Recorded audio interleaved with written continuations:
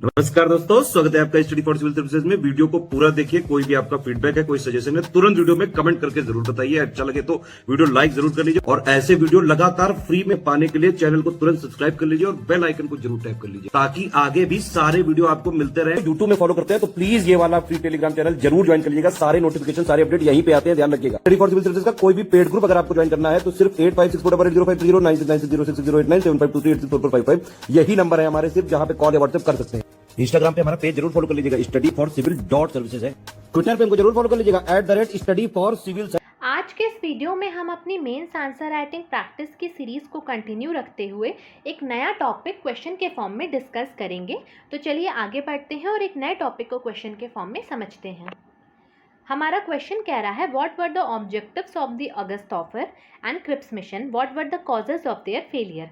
अगस्त प्रस्ताव और Cripps mission के क्या उद्देश्य थे और उनकी विफलता के क्या कारण थे। तो सबसे पहले हम अगस्त ऑफर को समझेंगे कि अगस्त प्रस्ताव क्या था। तो हमने जब वर्ल्ड वॉर 2 पढ़ा था कि इंडियन नेशनलिस्ट के क्या रिस्पॉन्स थे वर्ल्ड वॉर 2 के टाइम पे, तो हमने समझा था कि वो ब्रिटेन का सपोर्ट करना चाहते थे, लेकिन उनकी कुछ शर्तें थी कि अगर ब्रिटेन हमारी ये शर्तें मान लेता है तो हम ब्रिटेन को समर्थन दे देंगे। लेकिन ब्रिटिश सरकार ने इंडियंस की शर्तें डायरेक्ट नहीं मानी, बदले में उन्हें कुछ प्रस्ताव दिए। और अगस्त ऑफर और क्रिप्स मिशन वही दो प्रस्ताव हैं जिनके थ्रू इंडियंस का सपोर्ट पाने की कोशिश करी गई थी। लेकिन अब इंडियंस नेशनलिस्ट को ये ऑफर्स पसंद नहीं आए थे, तो उसके बाद क्विट इंडिया मूवमेंट लॉन्च हुआ था। तो क्विट इंडिया मूवमेंट के पहले के दो इवेंट्स हैं अगस्त ऑफर और क्रिप्स मिशन, और इनके फेलियर की वजह से ही क्विट इंडिया मूवमेंट लॉन्च किया गया था। तो अगस्त ऑफर में क्या था, द्वितीय विश्व युद्ध के दौरान ब्रिटेन को समर्थन प्रदान करने के लिए कांग्रेस चाहती थी कि ब्रिटिश भारत सरकार कांग्रेस को अंतरिम सरकार बनाने दे। तो पहला उनका इंडियन नेशनल कांग्रेस के लीडर्स का क्या मोटिव था कि हमें एक इंटरिम गवर्नमेंट, अंतरिम सरकार बनाने की अनुमति ब्रिटिश सरकार दे दे। लेकिन कांग्रेस की मांग को पूरा करने के बजाय लॉर्ड लिंगलिथगो ने अगस्त 1940 में अगस्त प्रस्ताव की घोषणा करी थी। और इसमें क्या क्या प्रोविजंस थे। तो सबसे पहला प्रोविजन था कि भारत को डोमिनियन स्टेटस की बात कही गई थी, यानी प्रभुत्व की स्थिति दी गई थी। इंडिया को इंडिपेंडेंस या सेल्फ रूल की बात नहीं कही गई थी, डोमिनियन स्टेटस इंडिया को दिया गया था। उसके बाद वायसराय की कार्यकारी परिषद का विस्तार किया गया था जिसमें भारतीय बहुसंख्यक होंगे। तो इसने इंडियंस को और थोड़ा सा ऑफर देने के लिए, एक लुक्रेटिव ऑफर बनाने के लिए इसने बात कही कि वायसराय की एग्जीक्यूटिव काउंसिल में इंडियंस को मेजॉरिटी में रखा जाएगा। एक्सपेंड कर दी गई थी वायसराय की एग्जीक्यूटिव काउंसिल। उसके बाद युद्ध के बाद एक संविधान सभा की स्थापना की जाएगी। जब वॉर खत्म हो जाएगी उसके बाद एक कॉन्स्टिट्यूएंट असेंबली बनाई जाएगी जिससे कि इंडियंस अपना कॉन्स्टिट्यूशन फ्रेम कर सके, इंडिया को अपना कॉन्स्टिट्यूशन मिल सके। तो भविष्य के संविधान को अल्पसंख्यकों की सहमति से अपनाया जाएगा। तो जो फ्यूचर का कॉन्स्टिट्यूशन होगा उसे अडॉप्ट किया जाएगा माइनॉरिटीज़ के कंसेंट से। तो उस टाइम पे माइनॉरिटीज़ कौन कौन हुआ करती थी, वो माइनॉरिटीज़ हुआ करती थी जिनको सेपरेट इलेक्टोरेट देने की बात कही गई थी जब कम्युनल अवार्ड आया था उसमें। तो माइनॉरिटी का कंसेंट भी इसमें कहा गया था कि लिया जाएगा। तो हालांकि अगस्त प्रस्ताव भारतीयों के अपने संविधान को तैयार करने के निहित अधिकार को पहचानने का पहला प्रयास था। हालांकि इसे कांग्रेस द्वारा अस्वीकार कर दिया गया था क्योंकि इसमें प्रभुत्व की स्थिति का उल्लेख किया गया था और राष्ट्रवादी इस समय पर अब पूर्ण रूप से स्वतंत्रता चाहते थे।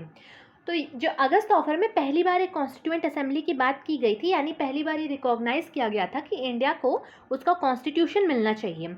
लेकिन क्योंकि इसमें इंडिया की इंडिपेंडेंस की बात नहीं कही गई थी और अब टाइम आ चुका था जब इंडिया डोमिनियन स्टेटस नहीं चाहता था, अब इंडिया को पूरी तरीके से इंडिपेंडेंस चाहिए थी और इस इंडिपेंडेंस की कोई बात नहीं कही थी अगस्त ऑफर में, इसलिए कांग्रेस ने इसे पूरी तरीके से अस्वीकार कर दिया। इसके बाद इसे मुस्लिम लीग ने भी अस्वीकार कर दिया था क्योंकि इसमें पाकिस्तान बनाने की कोई बात नहीं कही गई थी, तो उनका कोई अलग से प्रोविंस नहीं दिया जा रहा था मुस्लिम्स को, इसलिए मुस्लिम्स ने भी अगस्त ऑफर को अस्वीकार कर दिया था। तो इंडियन नेशनल कांग्रेस और मुस्लिम लीग दोनों की तरफ से इसे अस्वीकार कर दिया गया था। तो इसके बाद आता है क्रिप्स मिशन। क्रिप्स मिशन हम डिस्कस करें उससे पहले मैं आपको इन्फॉर्मेशन देना चाहती हूँ कि स्टडी फॉर सिविल सर्विसेज के पेड ग्रुप से स्टार्ट हैं। आप नीचे दिए गए नंबर्स पे कांटेक्ट करके इन पेड ग्रुप्स को ज्वाइन कर सकते हैं। यहाँ पे आपको इन सारे वीडियोस की PDF मिल जाएगी। इसके साथ ही साथ आपकी मेंस आंसर राइटिंग प्रैक्टिस कराई जाएगी, आंसर्स रिव्यू किए जाएंगे, आपको सारा स्टडी मटेरियल प्रोवाइड किया जाएगा, आपकी 1-to-1 गाइडेंस होगी। और इसके साथ ही साथ आपको जितने भी डाउट्स होंगे, क्यूरीज होंगी, वो भी सॉल्व किए जाएंगे। आपकी प्रिपरेशन बहुत स्ट्रांग हो जाएगी। नीचे दिए गए नंबर्स पे कॉन्टैक्ट करें, ग्रुप्स को ज़रूर ज्वाइन करें। तो चलिए अब हम समझते हैं क्रिप्स मिशन क्या था। तो अगस्त ऑफर फेल हो गया। उसके बाद जब जापान का हमला इंडिया पर होने लगा, उस टाइम पे ब्रिटिशर्स पे थोड़ा दबाव बना। अब एक तरफ से जापान का हमला हो रहा था, दूसरी तरफ से ब्रिटिशर्स विश्व युद्ध का सामना कर रहे थे। तो अब एक टाइम आप पे आया कि उन्हें इंडिया का सपोर्ट अब बहुत ज़रूरी लगने लगा। तो वो एक और ऑफ़र लेकर के आए कि अब चलो इस ऑफ़र के थ्रू ही शायद इंडियन नेशनलिस्ट हमारे फेवर में आ जाए और इंडिया हमारा साथ दे दे वर्ल्ड वॉर के टाइम पे। तो स्टैफोर्ड क्रिप्स की अध्यक्षता में एक मिशन आया भारत में 1942 मार्च में, और इसमें एक संवैधानिक प्रस्ताव देकर युद्ध में भारत का समर्थन लेने के लिए भेजा गया था। यानी इसमें एक कॉन्स्टिट्यूशनल प्रपोजल था क्रिप्स मिशन में, जिसके द्वारा इंडिया को लालच देने की कोशिश करी गई थी कि हम वर्ल्ड वॉर ख़त्म होने के बाद आपको ये चीज़ें देंगे, आप हमारा साथ अभी दे दीजिए, वर्ल्ड वॉर ख़त्म हो जाएगी तो हम आपको दे देंगे, आपके जो भी ये प्रोविजंस हम इसमें बता रहे हैं आपके लिए हम कर देंगे। क्योंकि यदि पर्याप्त शक्ति तुरंत स्थानांतरित कर दी गई थी और युद्ध के बाद पूर्ण स्वतंत्रता दी गई थी, तो भारतीय ब्रिटेन का समर्थन करने के लिए तैयार थे। तो जैसे कि पहले हमने समझा है कि ब्रिटिशर्स का सपोर्ट करने के लिए इंडियन नेशनलिस्ट तैयार थे, अगर तुरंत ट्रांसफ़र कर दी जाए पावर और एक कंप्लीट रिस्पॉन्सिबल गवर्नमेंट सेंटर पर बना दी जाए, तो ये शर्तें रखी गई थी जो हमने पिछले वीडियो में समझी हैं जब हमने इंडियन नेशनलिस्ट का रिस्पॉन्स देखा है वर्ल्ड वॉर के अगेंस्ट, कि अगर ये शर्तें पूरी हो जाती हैं तो इंडिया साथ दे देगा। तो इसी टाइम पे लालच देने के लिए क्रिप्स मिशन लाया गया था। अब क्रिप्स मिशन के मेन प्रोविजंस क्या क्या थे, प्रमुख प्रस्ताव क्या थे क्रिप्स मिशन में? तो इसमें भी डोमिनियन स्टेटस की बात कही गई थी। इसमें भी कोई बात नहीं कही गई थी कि इंडिया को इंडिपेंडेंस मिलेगी, ये कहा गया था डोमिनियन स्टेटस मिलेगा। लेकिन ऐड ये कर दिया गया था कि इंडिया फ्री होगा कॉमनवेल्थ नेशंस के साथ अपने रिलेशंस बनाने के लिए, और यूनाइटेड नेशंस की और भी जितनी इंटरनेशनल बॉडीज़ होती हैं उनके साथ पार्टिसिपेट करने के लिए, उनके साथ अपने रिलेशंस मेंटेन करने के लिए।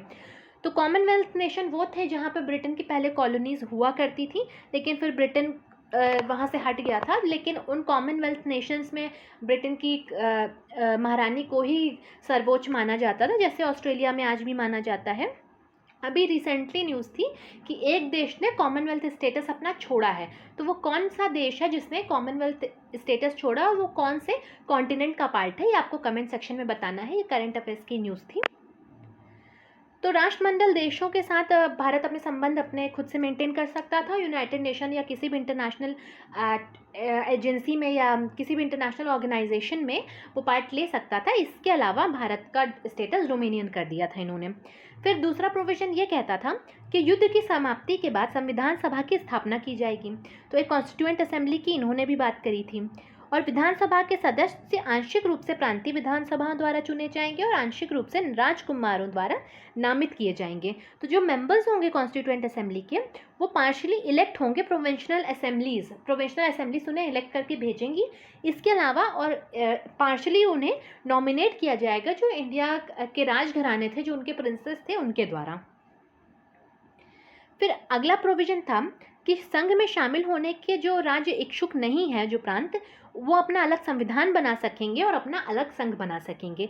तो ये सबसे नेगेटिव पॉइंट था पूरे क्रिप्स मिशन का, जिससे कि इंडिया को तोड़ने का पूरा इन्होंने बंदोबस्त कर दिया था कि इंडिया के अब बहुत सारे टुकड़े हो जाएंगे। जैसे पाकिस्तान अलग हुआ, अगर ये क्रिप्स मिशन लागू हो जाता तो इंडिया के बहुत सारे टुकड़े देखने को मिल जाते, क्योंकि इन्होंने ये छूट दे दी थी कि आप इंडिया ज्वाइन करना चाहें तो करें, नहीं तो आप अपना अलग से पूरा यूनियन बना सकते हैं।